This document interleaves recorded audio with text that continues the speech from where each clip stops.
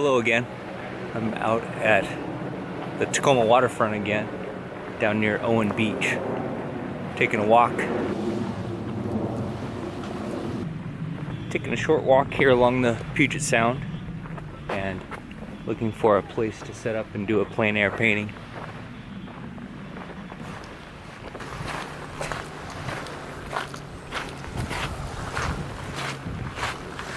It's a little bit crowded here, but people are doing a pretty good job maintaining some distance. A lot of boats out on the water. A lot of people checking out the water since it's a little bit warm today. It's middle of July. Temperatures are really nice, mid-70s. Got a couple sunny days here, a couple rainy days there. Typical Pacific Northwest summer. As always, thank you for joining me. If you like these videos, please like and subscribe.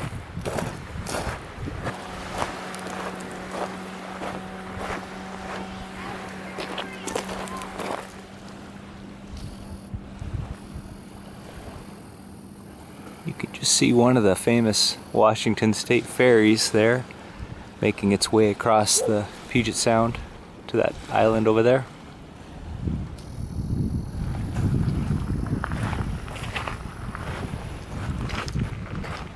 This is pretty interesting. Over here where this cliff face is kind of gouged away by the tide water, and you've got some colorful moss and lichen growing. Looks like there are a lot of fishermen. I see a lot of people out there with little poles. I wonder if they're fishing for salmon or just fishing.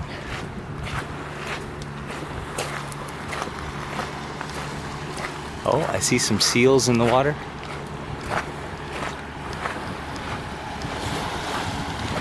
They're fishing for something too. And it looks like there's a dog down the beach that would just love to get a hold of one of those seals.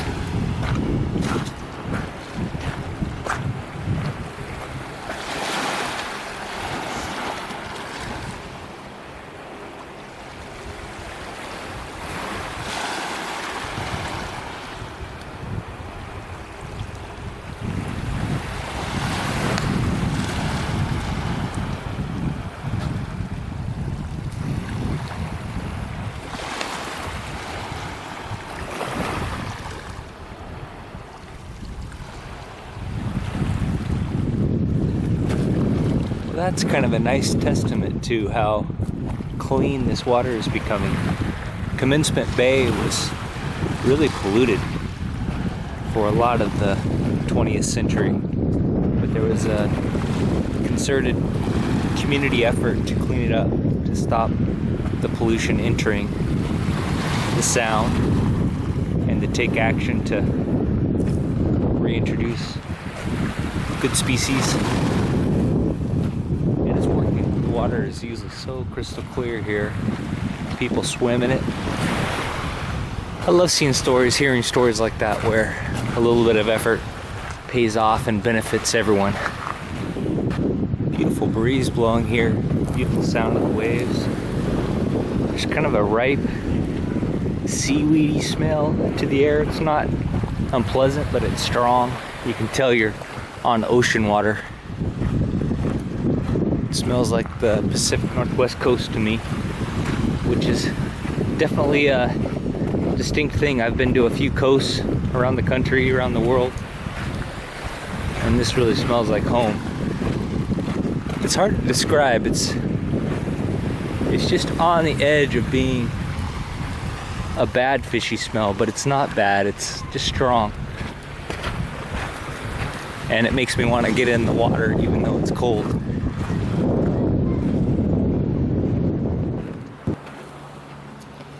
This might be the scene here. It's got an interesting foreground with this rock that's been uncovered, leaving some pools and some reflections, some interesting rocks and logs sticking out.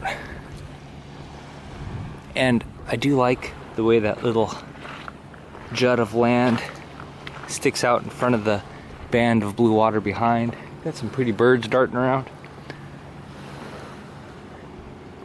Interesting shapes under that tree.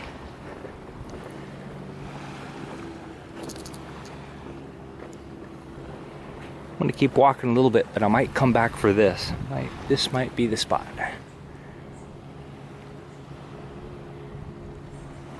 Good chance that I won't be in direct sunlight anytime soon. I'll have good steady light as the sun continues to track that direction, which is west.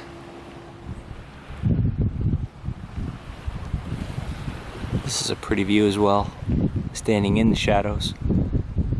All these different colors, shapes in the cliff face and on the beach. This kind of striated rock pattern is pretty cool, and I like the contrast between the shadow and the sunny beach. Some pretty sailboats off in the distance as well. Sun would definitely be out of my eyes, at my back, all day, all afternoon painting from this viewpoint. Oh, you can see where the ferry is docked over there on that little island. I think that's the ferry we were watching earlier.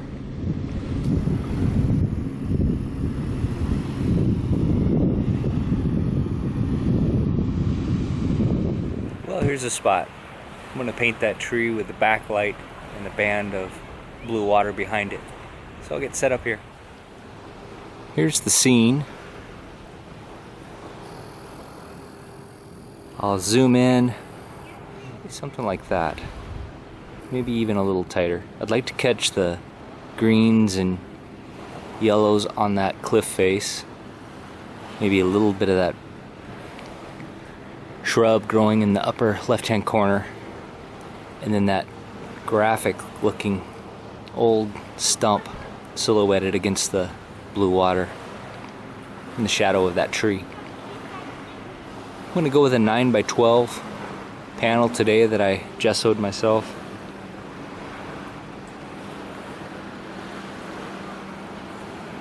As usual, I'll start with a turpentine wash.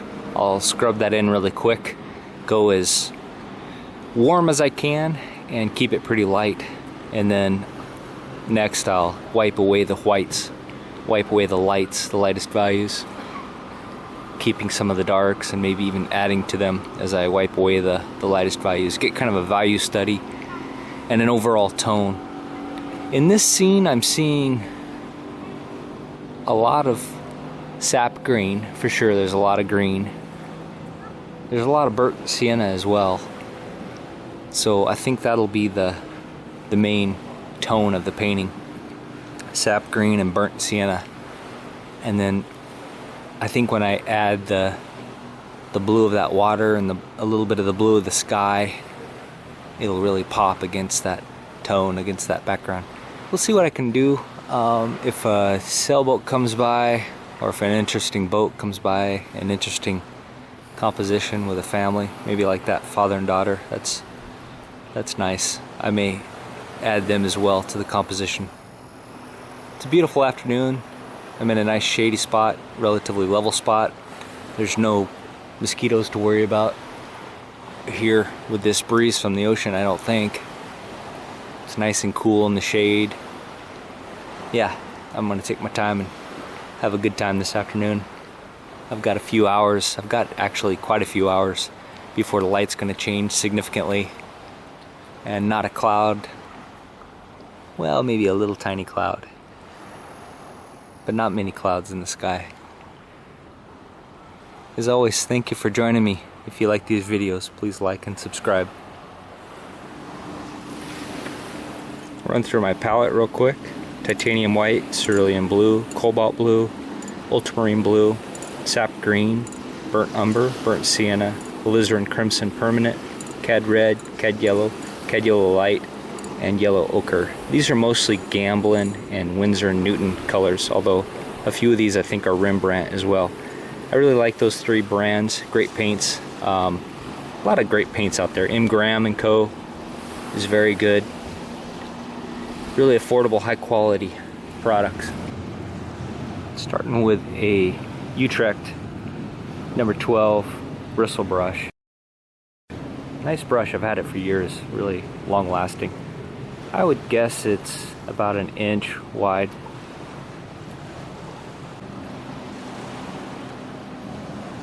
I'll start with a turpentine wash.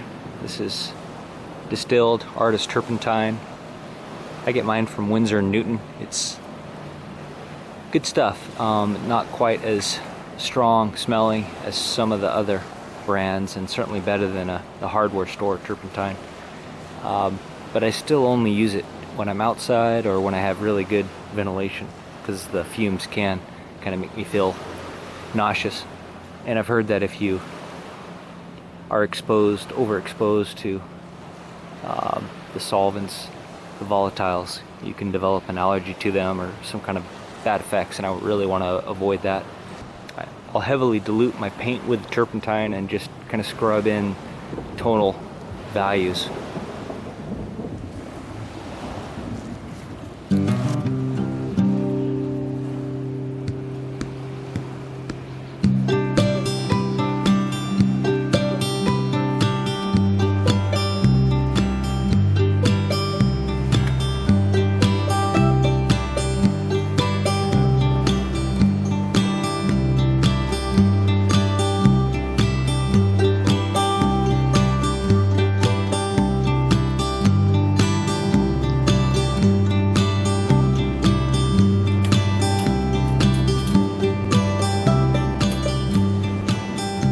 I have the wash on. Now I'll take a paper towel and a brush with some Gamsol mineral spirits and wipe away the lightest lights.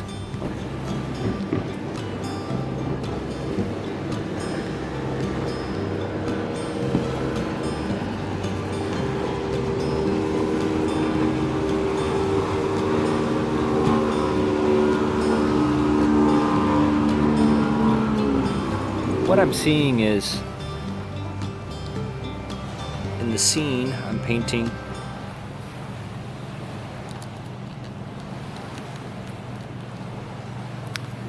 the sky is definitely the lightest value, followed by some of the highlights on the water. Some of these waves that are crashing just along the shore here are very bright, and then next are these reflections. And then the darkest values are the tree trunks and the leaves, and then some of the shadows and the rocks, and then finally this band. And then this is a kind of a light middle tone. Those far mountains are pretty light. So once I wipe away the lightest lights, then I'll get to mixing up colors that match the colors in the scene out there.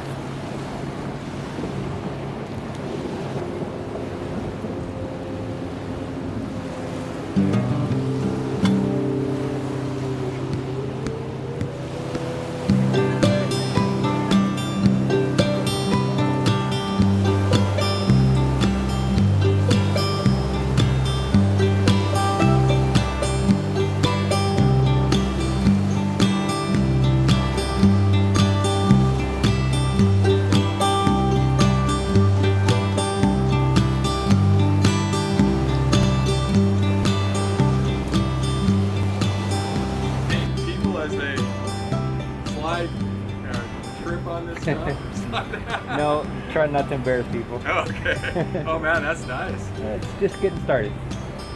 It's got the wash in. Now I'll start to add some real color. Wow. Awesome.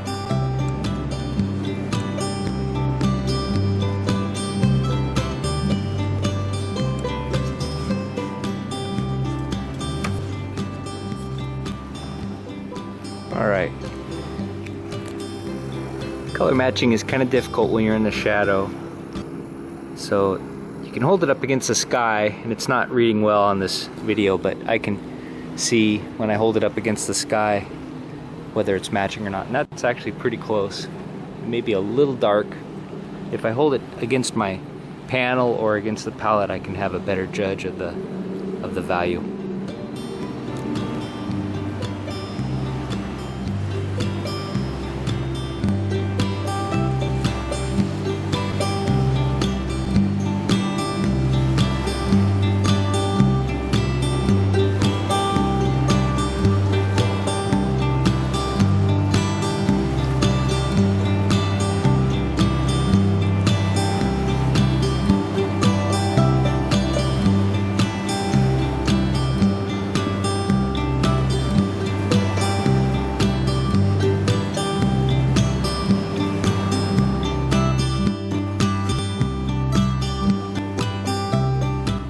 see here, I'm using the palette knife to put in the sky.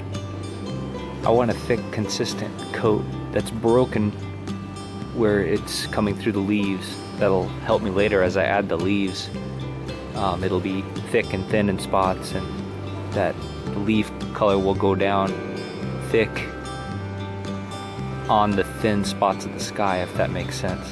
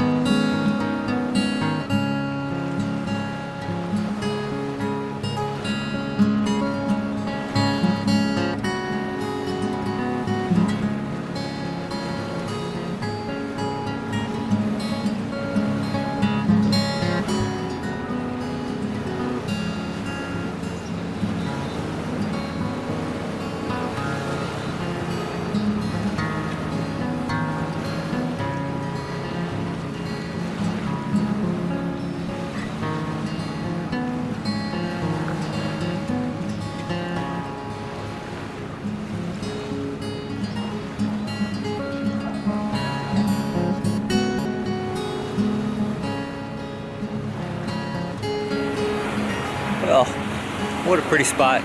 What a nice place to spend the afternoon. Met a bunch of really nice people.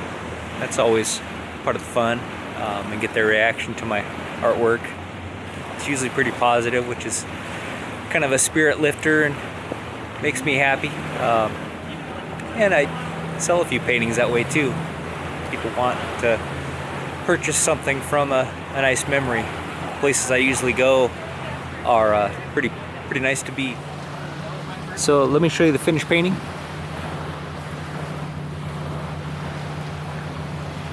That's how it ended up. You could see throughout the video the light really changed while I was here. I've almost lost all of that cadmium yellow beach. There's still a little line of it, but most of it is gone. But I didn't chase it, I just kind of stayed with what was there in the beginning when I first showed up. The branches, the leaves are just suggested. I went really fast on that. And the foreground also is done with a big brush very quickly. But it's good practice. I do like how the water turned out. I think that is kind of effective. It's got a little sparkle to it. One thing I don't really like is this background hill, this background little range of hills, or that island. It just kind of disappears against the tree. I need to think about that and maybe try to fix that in the studio. But what a nice way to spend the afternoon. Thank you for joining me. Thank you for spending the afternoon with me. As always, if you like these videos, please like and subscribe. And I'll see you out on the trail.